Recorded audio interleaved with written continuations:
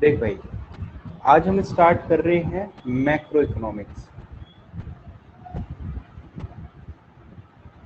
Macro economics basically हमारे यहाँ पर पॉइंट अगर हम बात करें कि इकोनॉमिक्स के अंदर, तो हमारे एक इकोनॉमिस्ट थे जिनका नाम था रैगनर फ्रिंच। क्या था? Ragnar fringe. ठीक है। उन्होंने क्या नाम है, क्या किया था, जो इकोनॉमिक्स है, जो क्या है, इकोनॉमिक्स, इको को दो हिस्सों में डिवाइड किया था। एक को बोला गया था माइक्रो और दूसरे को बोला गया था मैक्रो। Macro economics. तो हमारे यहाँ पर ये दो तरीके की इकोनॉमिक्स रही हैं। तो पहली थी माइक्रो, दूसरी थी मैक्रो। ठीक है। अब हमारे यहाँ पर पॉइंट क्या है कि जो मैक्रो इकोनॉमिक्स है या माइक्रो इकोनॉमिक्स है, सबसे पहले हम बात करते हैं इकोनॉमिक्स की। तो इकोनॉमिक्स कहता है डील्स विद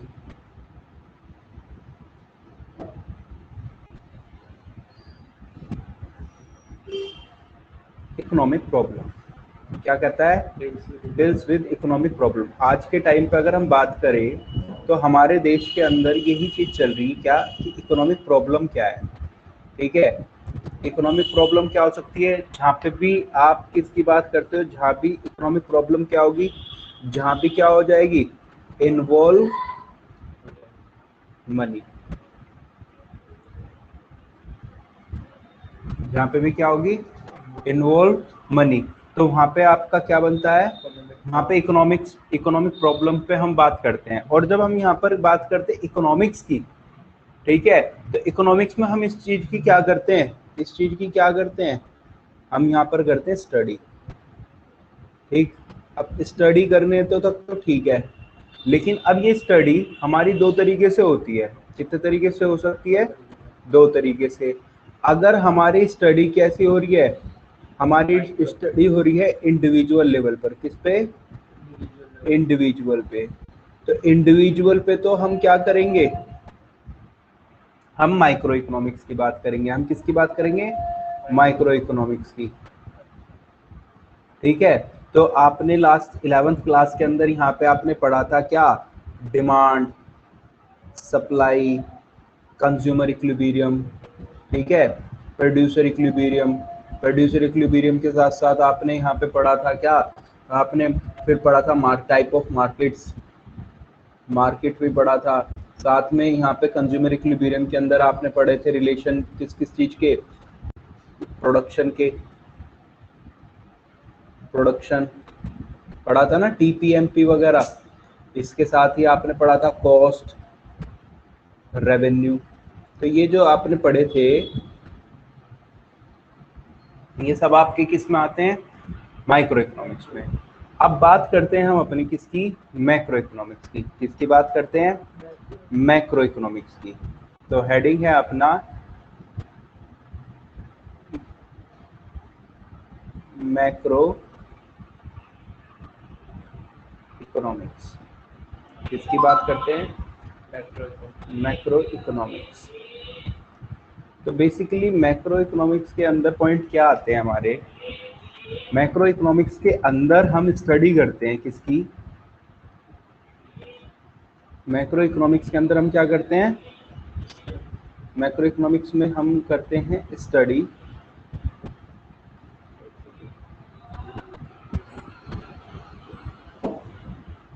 मैक्रो इकोनॉमिक्स में हम क्या करते हैं, स्टडी। किस चीज की स्टडी करते हैं, हम स्टडी करते हैं इकोनॉमिक इकोनॉमिक प्रॉब्लम की। इसकी बात करते हैं इकोनॉमिक प्रॉब्लम की। इकोनॉमिक प्रॉब्लम किस पे बात करते हैं, एट, अबे इंडिविजुअल तो हमारी हो गई थी, यहाँ पे किस पे बात करते हैं हम, एट मैक्रो लेवल। ठीक है जी, तो ये हमारी बात हो गई किसकी, इकोनॉमिक प्रॉब्लम की। अब हम बात करते हैं किस स्टडी के साथ अगर हम बात करें आगे, तो यहाँ पे हमारी ये जो इकोनॉमिक प्रॉब्लम है, जो हमने यहाँ पे बात करी कि मैक्रो लेवल पे जो प्रॉब्लम है वो क्या है, तो यहाँ पे हम बात करते हैं सबसे पहले किस चीज की, जीडीपी की। किसकी बात करते हैं, जीडीपी। अब जीडीपी के अंदर हम इसकी दो चीजें देखते हैं, एक तो हम देखते हैं इसका क्या एस्टिमेट, क्या देखते हैं भैया यहाँ हमारी कितनी हो रही है, प्लस हम क्या करते हैं, हम ग्रोथ की बात करते हैं। किसकी बात करते हैं, ग्रोथ की। इसी तरीके से अगर हम बात करें, हम बात करते हैं अनएम्प्लॉयमेंट की या एम्प्लॉयमेंट की, एम्प्लॉयमेंट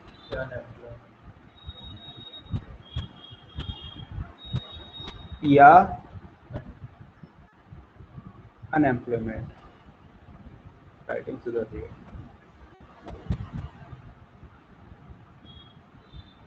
ठीक है, अब एम्प्लॉयमेंट अनएम्प्लॉयमेंट की बात हो गई। यहीं पे अगर हम बात करें, इसी के अंदर अगर हम इस टॉपिक की बात और करें, तो यही अनएम्प्लॉयमेंट से ही हमारा एक रिलेशन बनता है किसका, पॉवर्टी का।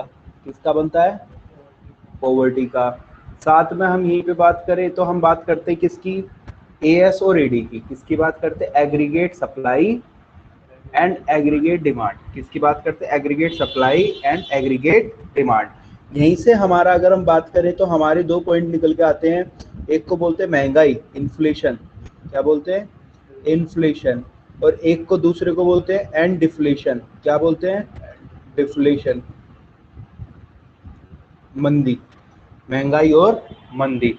साथ में हमारा यहीं पे अगर हम बात करें इन्फ्लेशन डिफ्लेशन के साथ, तो दूसरी चीज आ जाती है एक्सचेंज रेटो एंड बीओपी। तो यहाँ पे हम क्या बात करते हैं, फॉरेन एक्सचेंज रेट। किसकी बात करते हैं, फॉरेन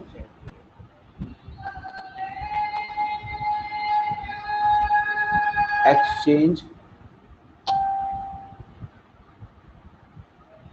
रेट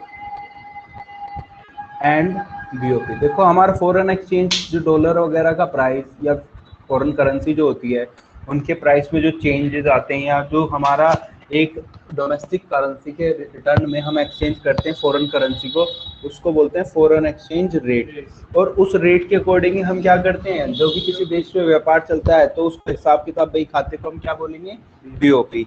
साथ में हमारा आ जाता है फंड्स ऑफ इन्वेस्टमेंट। तो ये हमारी प्रॉब्लम है क्या, ये सब हमारी प्रॉब्लम है। यहाँ पर अगला पॉइंट है क्या, फंड्स फॉर इन्वेस्टमेंट।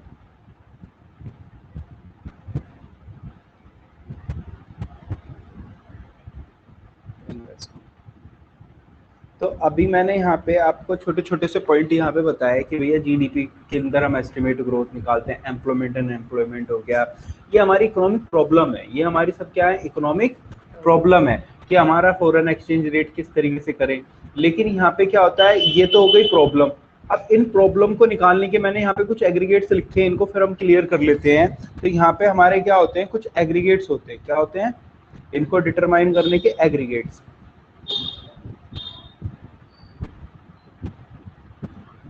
एग्रीगेट का मतलब होता है आपका बेसिकली औसत के तौर पे हम इस वर्ड को यूज करते हैं, एग्रीगेट।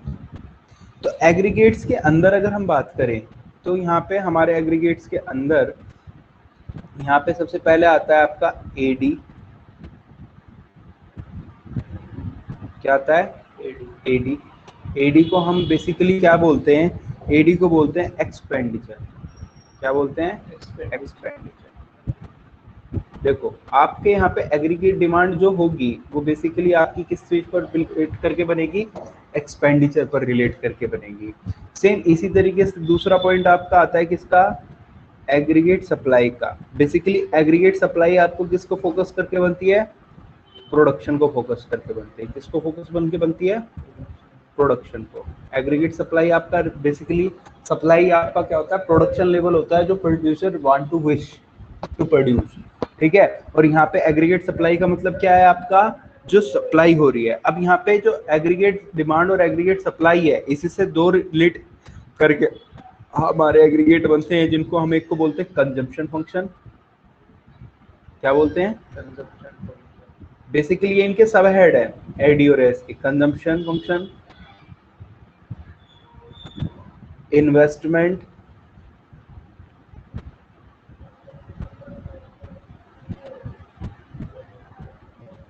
और सेविंग्स।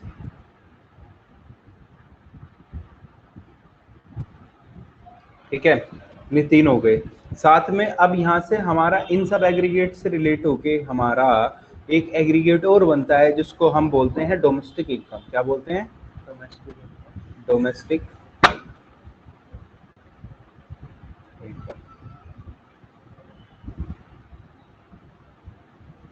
साथ में इन डोमेस्टिक इनकम के बेस पे ही हमारी कंट्री के अंदर जो भी रेट आप खरीदने बेचने का करते हो, जिसको हम क्या बोलते हैं? Journal price level. आप देखते होंगे कुछ लोग विदेशों से कुछ सामान मंगाते हैं, क्यों सस्ता मिलता है?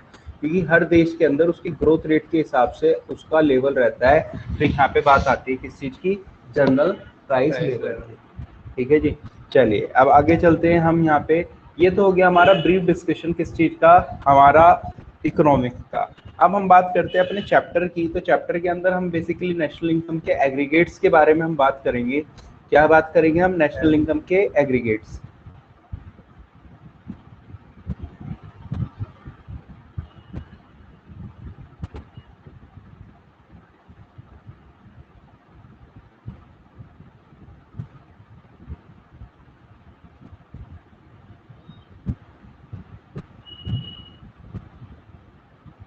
ठीक है, अब नेशनल इनकम के हम एग्रीगेट्स की बात करते हैं तो सबसे पहले हमारा यहाँ पे पॉइंट आता है क्या? हमारा यहाँ पे पॉइंट आता है कि हम इन एग्रीगेट्स को किस तरीके से पॉइंट आउट करें। तो हमारे यहाँ पर इनको पॉइंट आउट करने के लिए सबसे पहले कहा गया है कि आप क्या करिए? क्लासिफिकेशन ऑफ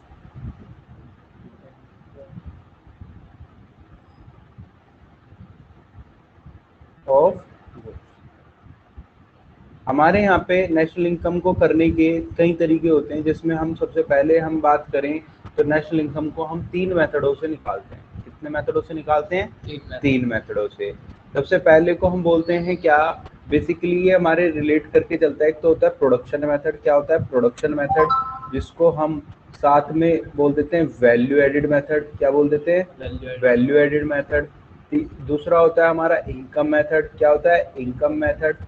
और लास्ट होता है आपका एक्सपेंडिचर मेथड। क्या होता है? Expenditure method. तो हमारे 3 मेथड होते हैं जिसके बात करते हैं किसकी?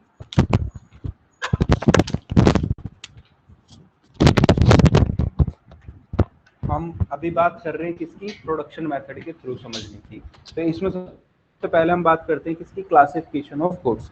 तो क्लासिफिकेशन ऑफ गुड्स अगर हम बात करें तो सबसे पहले हम बात करते हैं क्या? हम बात करते हैं एक प्रोडक्ट की बाउंड्री लाइन की। किसकी बात करते हैं? प्रोडक्ट की बाउंड्री लाइन की। तो देखो, आपका प्रोडक्ट जो होता है वो डिपेंड करता है उसकी बाउंड्री लाइन पे।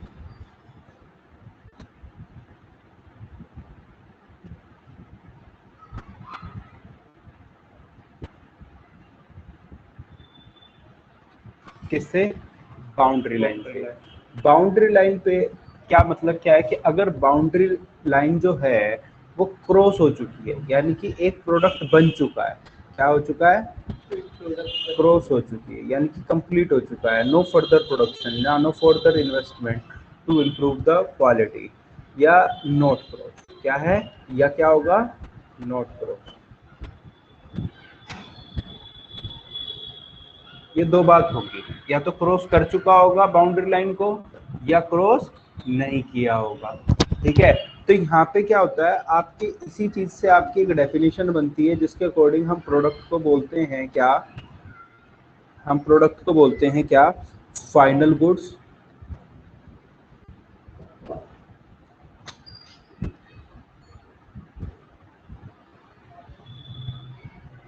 और दूसरे को बोलते हैं हम क्या? Intermediate good. अभी इनको हम क्लियर और बताएंगे, समझाएंगे। देखो क्या होता है, देखो जब भी आपकी क्या होता है, जो बाउंड्री लाइन प्रोडक्शन है, क्या है? Boundary line of production. Boundary line of production.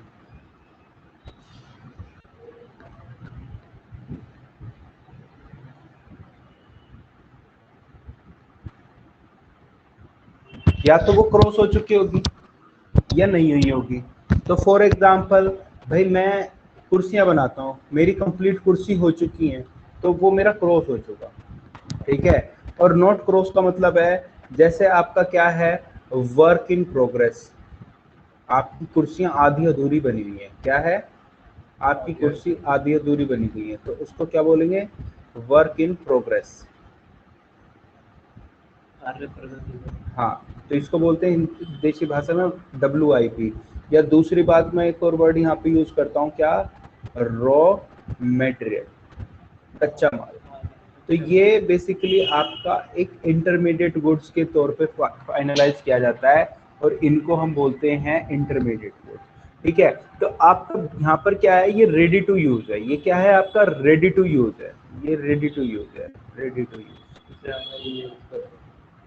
हाँ जी, हाँ जी। तो हमारा बेसिक क्लासिफिकेशन यहाँ पे आता है क्या, कि अगर हम क्लासिफिकेशन को बाउंड्री लाइन ऑफ प्रोडक्शन के अकॉर्डिंग करते हैं तो ये हो गया हमारा क्या, number 1 classification, boundary line of production. अब वहीं पे बात करते हैं कि हमारा जो फाइनल गुड्स है उसके अंदर अगर हम बात करें किसी भी चीज के अंदर, तो हमारे यहाँ पर क्या होता है, हमारा एंड यूजर कौन है।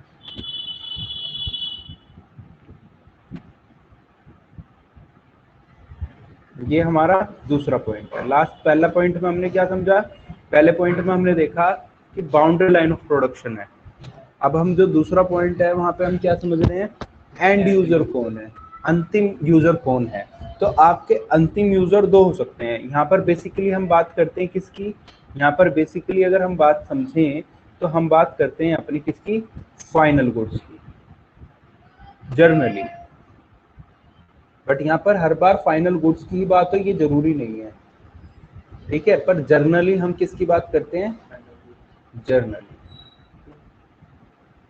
क्योंकि देखो क्या है कि अब रॉ मटेरियल जो यूज कर रहा है वो इंटरमीडिएट गुड है, लेकिन जब हम कोई व्यक्ति उसे सेल कर रहा है तो उसके लिए यहाँ पर भी टिपिकल सिचुएशन आएगी, उसको हम क्लियर करेंगे तो हम यहाँ पर समझ जाएंगे उसको। तो हमारे यहाँ पे फाइनल गुड्स की बात करी जाती है। अब यहाँ पे फाइनल यूजर के अकॉर्डिंग जो एंड यूजर है वो कौन हो सकता है, वो दो व्यक्ति हो सकते हैं। या तो वो होगा कौन, प्रोड्यूसर, जो होगा वो यूज करेगा, नहीं, एंड यूजर कौन है, प्रोड्यूसर। फाइनल गुड्स के लिए बेसिकली ये डेफिनेशन चल रही है। और दूसरी चीज होती है क्या, आपका कौन हो सकता है एंड यूजर, कंज्यूमर। कौन होगा, कंज्यूमर। अगर हम बात करते हैं प्रोड्यूसर की, तो प्रोड्यूसर के पॉइंट ऑफ व्यू पे अगर हम बात करें तो इनको हम बोलते हैं, इनको हम बोलते हैं कैपिटल गुड्स। क्या बोलते हैं, कैपिटल गुड्स।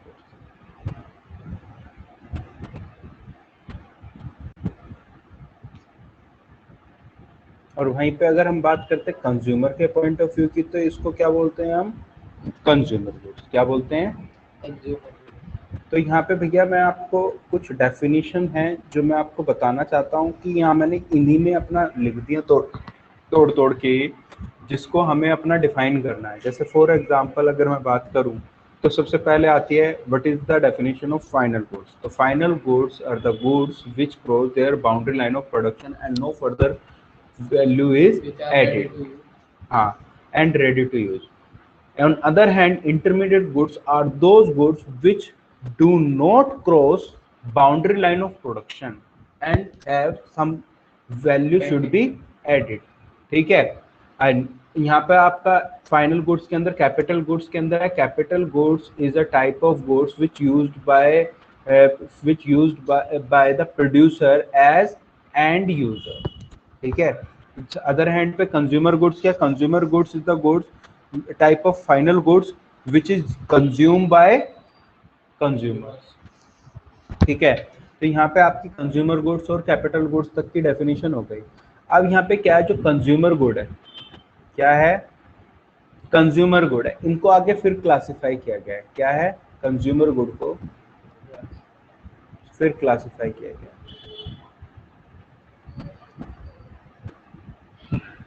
कंज्यूमर गुड्स के अंदर हमारे यहाँ पर टोटल मिला के 4 तरीके से हमने इसको क्लासिफाई किया है। सबसे पहले को अगर हम बात करें यहाँ पे, तो हमने यहाँ इनको 4 जो नाम दिए हैं वो नाम में लिख देता हूँ। पहला है आपका ड्यूरेबल गुड्स, पहला है आपका ड्यूरेबल गुड्स।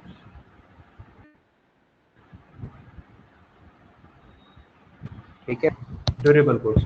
ड्यूरेबल गुड्स के अंदर अगर हम बात करें तो ड्यूरेबल गुड्स क्या होता है, what do you mean by durable goods? आपके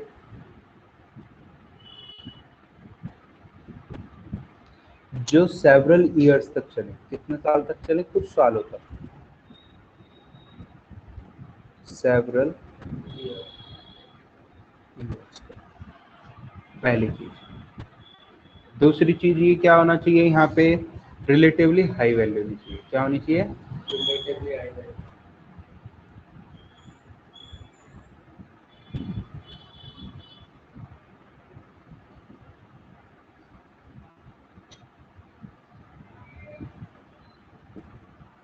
ठीक है, तो ये होते हैं आपके क्या, ड्यूरेबल गुड्स। इसी के साथ आपका दूसरे होते हैं सेमी ड्यूरेबल गुड्स। क्या होते हैं? Semi durable goods.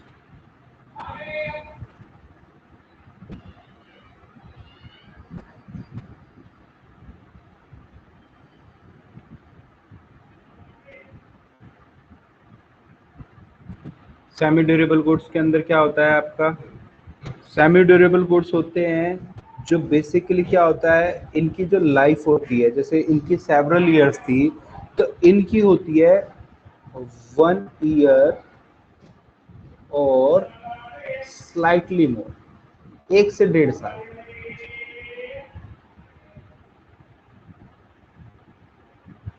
स्लाइटली,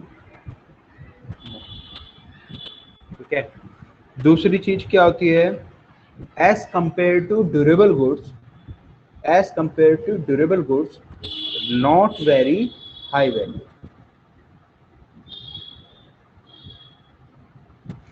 ये नहीं कि होती नहीं है। देखो यहाँ पे अगर मैं बात करूं, इसका एग्जांपल दे सकता हूं। इसका एग्जांपल हो गया बिल्डिंग, जो 10-20 साल तक चले। ठीक है, मशीनरी। लेकिन यहाँ पे मैं बात करता हूँ तो आपका क्या हो गया, फर्नीचर, जो 5-10 साल भी ना चले। बेसिकली फर्नीचर वहाँ पे भी आ सकता है, यहाँ पे भी आ सकता है। देखिए हिंदुस्तान के अंदर इन चीज़ों को यूज करने का तरीका अलग अलग है। ठीक है, अच्छा जी। इसके बाद अगर मैं बात करूँ आपसे, तीसरा होता है नॉन ड्यूरेबल गुड्स। क्या होता है? Non durable goods. जो भी इनके अलावा आप यूज करते हो वो आपका नॉन ड्यूरेबल गुड्स है।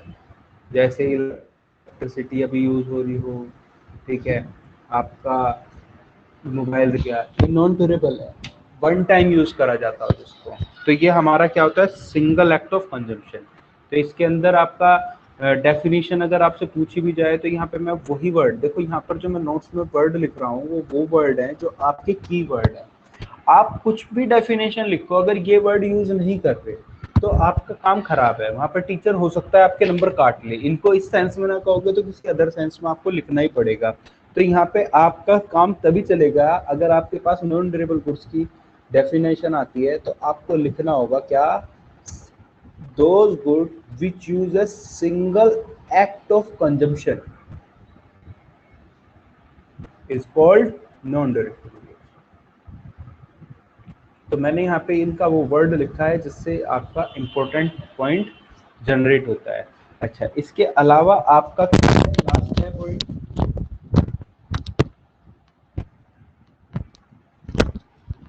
आपका लास्ट पॉइंट है यहाँ पे, यहीं करके लिख देता हूँ, नॉन मेटेरियल गुड्स। क्या है? Non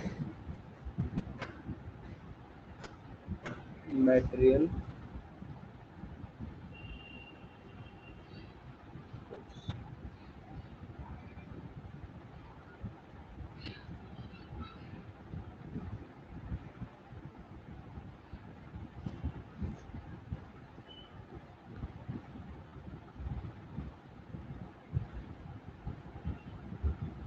non material. ठीक है, इसी का दूसरा नाम जो होता है वो होती है आपकी क्या, services.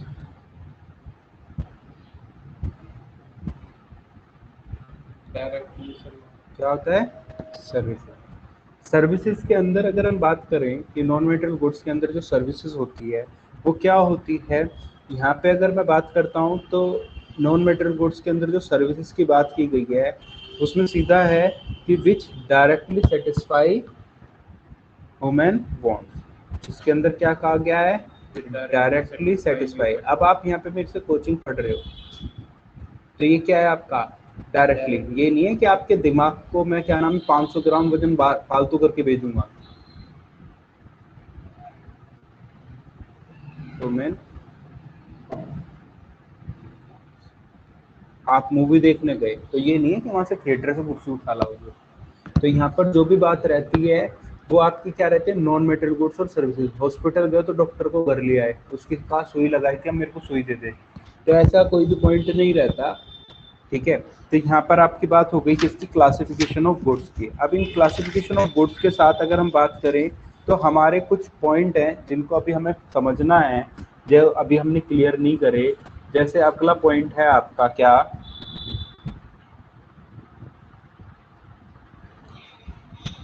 Capital goods.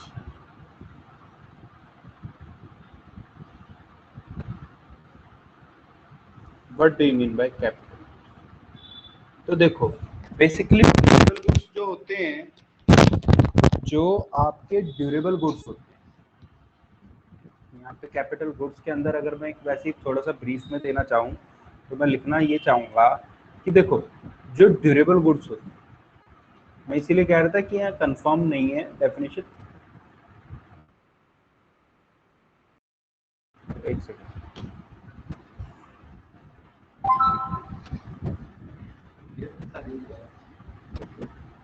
Durable goods, ठीक है, क्या है, ड्यूरेबल गुड्स। अब ड्यूरेबल गुड्स के यहाँ पर दो चीजें होती हैं क्या, अगर आपका ड्यूरेबल गुड्स प्रोड्यूसर कंज्यूमर खरीद रहा है तो आपका कंज्यूमर ड्यूरेबल गुड्स है। लेकिन अगर ड्यूरेबल गुड्स को जो आपका प्रोड्यूसर खरीद रहा है, कौन खरीद रहा है, प्रोड्यूसर।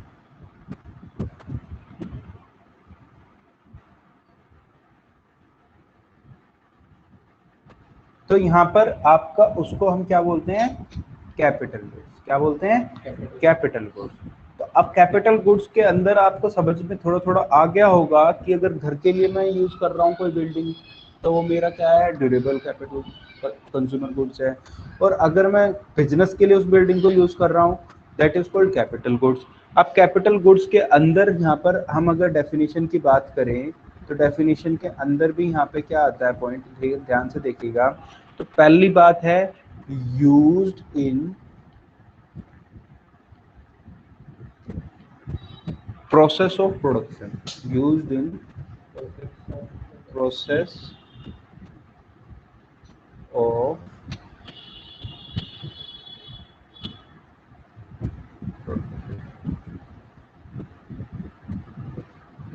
ठीक है, used in process of production. दूसरा यहाँ पे जो पॉइंट आता है वो आता है क्या, हाई वैल्यू। क्या आता है, हाई वैल्यू।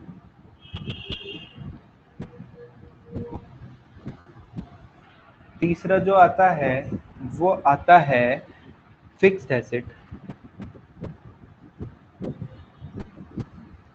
इसको हम एक नाम से बोलते हैं, उसको कैपिटल गुड्स को ही हम दूसरे नाम से हम क्या बोल सकते हैं, फिक्स एसेट्स। चौथा है यहाँ पे सेवरल ईयर। तो अभी आपको अगर मैं बात करूं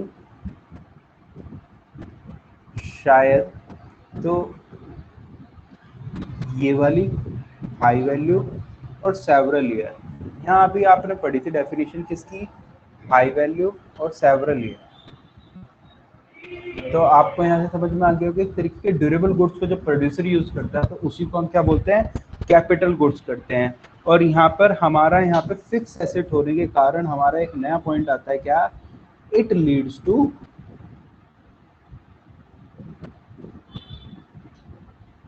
डेप्रिसिएशन। डेप्रिसिएशन डेप्रिसिएशन क्या होता है? Depreciation is a value which is reduce the gross value of a product after the use.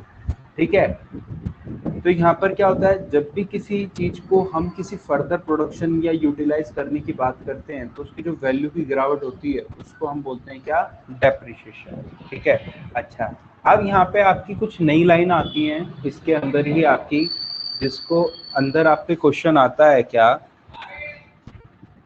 All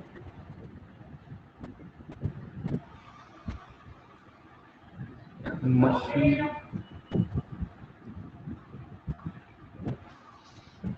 यहाँ तक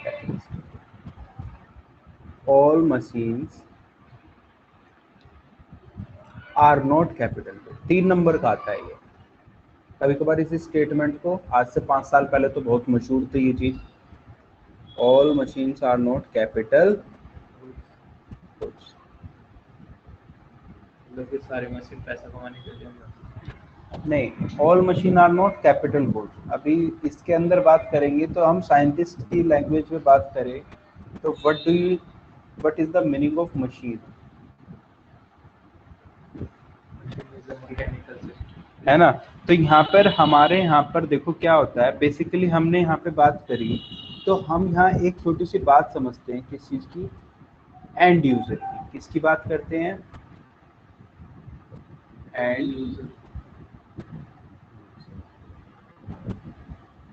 अब अगर आपका एंड यूजर कौन है? कंज्यूमर। कौन है? Consumer. That is called consumer goods. और अगर उसका एंड यूजर कौन है?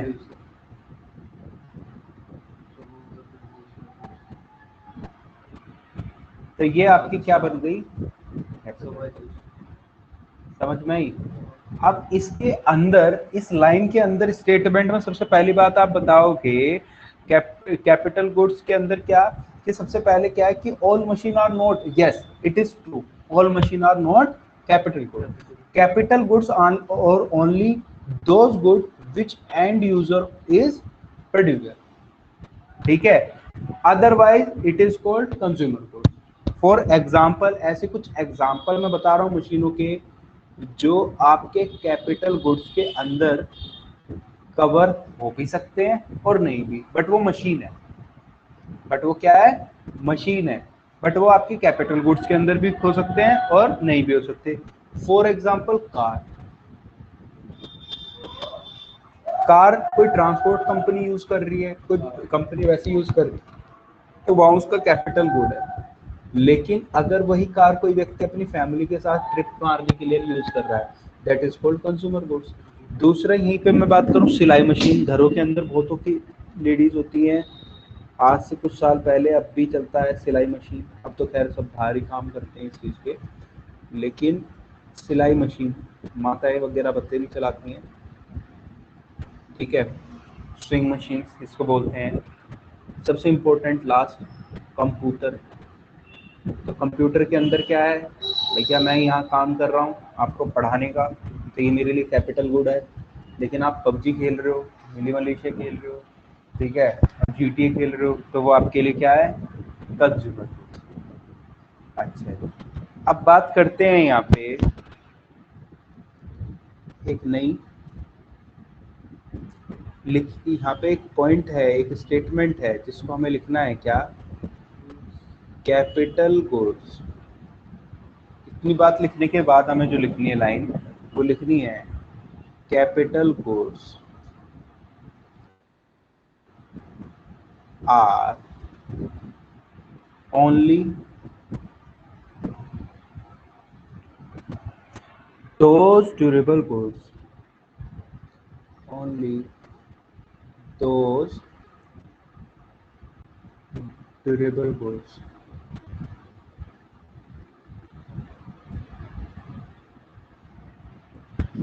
which are used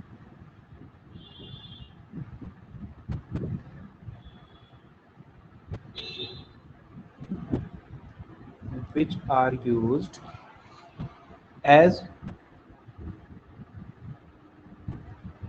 producer goods। which are used as producer goods, not as consumer goods. ठीक है,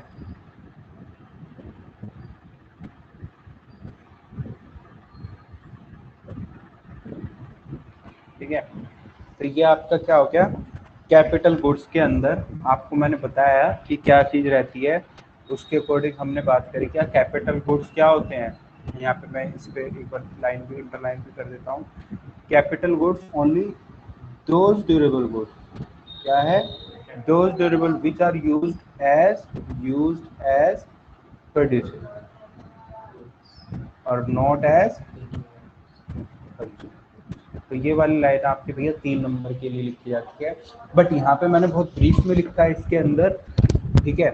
आपको यहाँ पर लिखना है ऑल मशीन, क्वेश्चन लिखा है elaborate या state your opinion all machines are not consumer goods, तो आप लिखेंगे yes, all machines are not consumer goods which depend on its end user.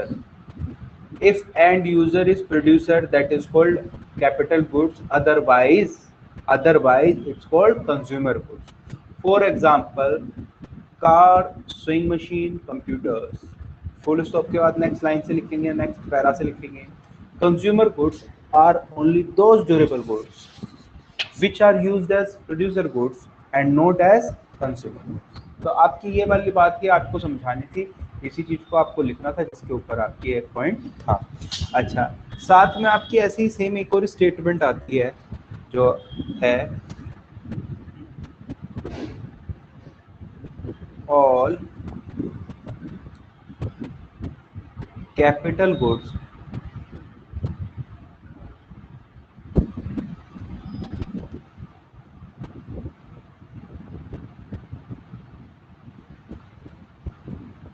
are producer goods.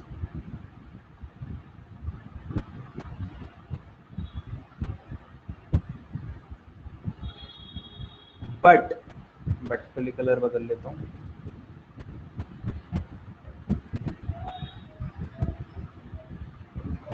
but all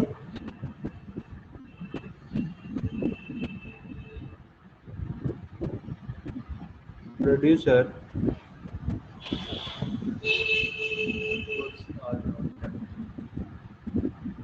goods are not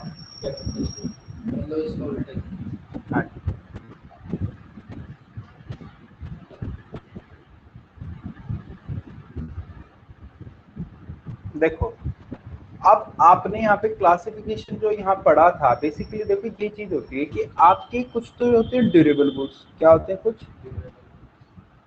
तो होते हैं आपके durable goods और कुछ होते हैं नॉन ड्यूरेबल। इसको कंज्यूमर को भी काटा मार दो, ठीक है। कुछ तो होते हैं ड्यूरेबल गुड्स और कुछ होते हैं नॉन ड्यूरेबल गुड्स, ठीक है। हम बेसिकली हम बात करते हैं ड्यूरेबल और नॉन ड्यूरेबल। तो एक जो प्रोड्यूसर है वो हमारे ड्यूरेबल और नॉन ड्यूरेबल गुड्स को यूज करेगा। भाई ये हमारा जो प्रोड्यूसर है, ये लिख दिया मैंने प्रोड्यूसर। तो प्रोड्यूसर जो है जरूरी है कि वो सिर्फ कैपिटल गुड्स से ही काम चलाएगा? भाई जरूरी थोड़ी कि वो कैपिटल गुड्स को यूज करेगा। कैपिटल गुड्स को अगर हम बात करें क्या होते हैं, कैपिटल गुड्स होते हैं आपके क्या, ड्यूरेबल गुड्स।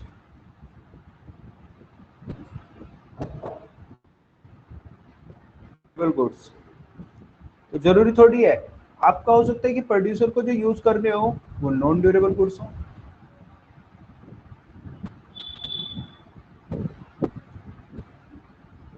जैसे वो ऑफिस जा रहा है प्रोड्यूसर, चाय पीनी है, ठीक है, पापे खाने, बिस्कुट खाने, तो यहाँ पर ये लाइन है। अब क्या है इसके अंदर हमारे क्या है, देखो प्रोड्यूसर गुड्स कौन कौन से होते हैं। तो आप यहाँ पे इस स्टेटमेंट को भी क्या करोगे, ट्रू करोगे। देखो तो यहाँ पे लिखोगे यस, तो आप यहाँ लिखोगे all capital good producer goods but all producer goods are not capital good, it is true. Because goods used as देखो अब यहाँ पर क्या होता है, यहाँ पे पॉइंट है क्या,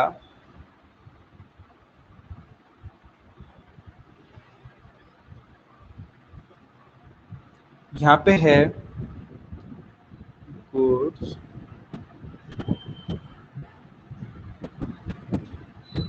यूज्ड एज रॉ मटेरियल।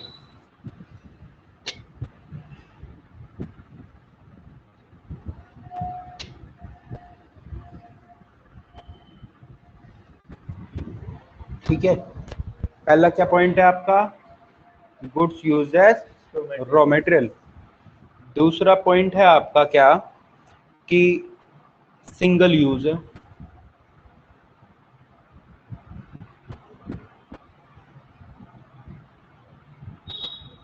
भाई एक तो आपका क्या हो गया, रॉ मटेरियल हो गया, एक आपका क्या हो गया, सिंगल यूज हो गया, और तीसरा है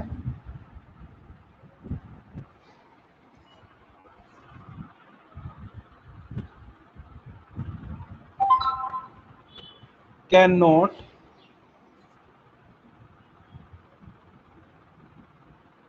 repeatedly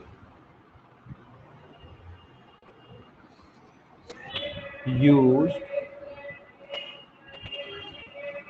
in the process of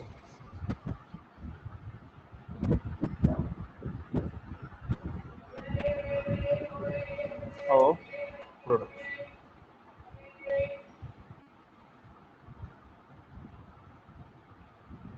ठीक है, ठीक है, तो ये आपके एक तरीके के है, जैसे फॉर एग्जांपल यहाँ इसका एग्जांपल लिख देता हूँ, क्या एग्जांपल, लूज नट बोल्ट होते हैं ना, उनको बोलते हैं लूज टूल। अब भैया एक पेच है, ये तो नहीं है हर एक उसमें उस पेच को कसा जाएगा, ठीक है, तो यहाँ पर क्या है, अगर मैं एक लाइन में इसको कहूँ, ये सारे के सारे जो भी मैंने बोले, ये सारे के सारे जो भी मैंने बोले, ये एक तरीके से क्या है, ये एक तरीके से आपके प्रोड्यूसर गुड्स हैं। क्या है, प्रोड्यूसर।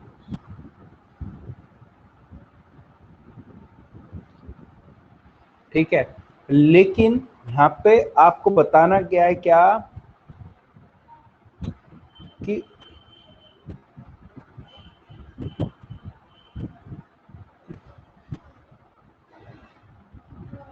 प्रोड्यूसर गुड्स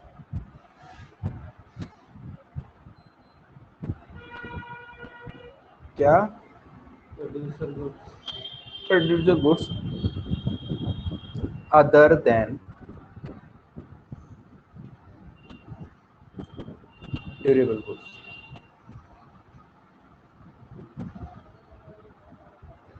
क्या है, producer goods other than durable goods are not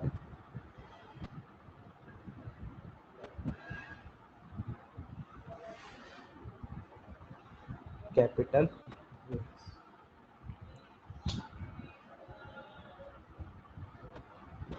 ठीक है, तो ये आपका क्या हो गया, कैपिटल गुड्स का हो गया। ठीक, अब एक छोटा सा पॉइंट और कर लेते हैं, अपना फाइनल गुड्स इंटरमीडिएट अगली क्लास में करेंगे। चलो आज क्लास यहीं तक कर लेती को अपना। हाँ,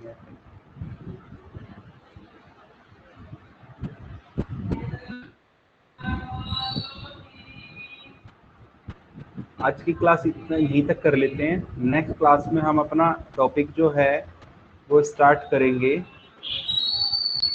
फाइनल एंड इंटरमीडिएट। क्या यूज करेंगे, फाइनल एंड इंटरमीडिएट।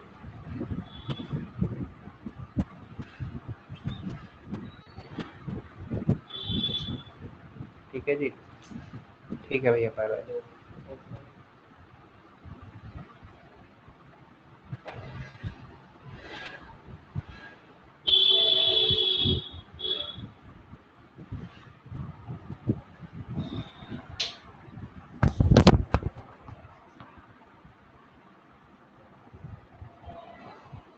ये क्या यार, स्क्रीन में उल्टा लिखा है क्या, बेकार है फिर। तो उल्टे दिखेगा।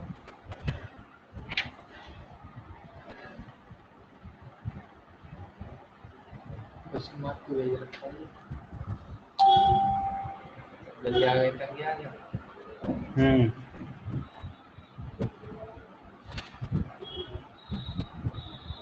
कल आए नहीं फिर।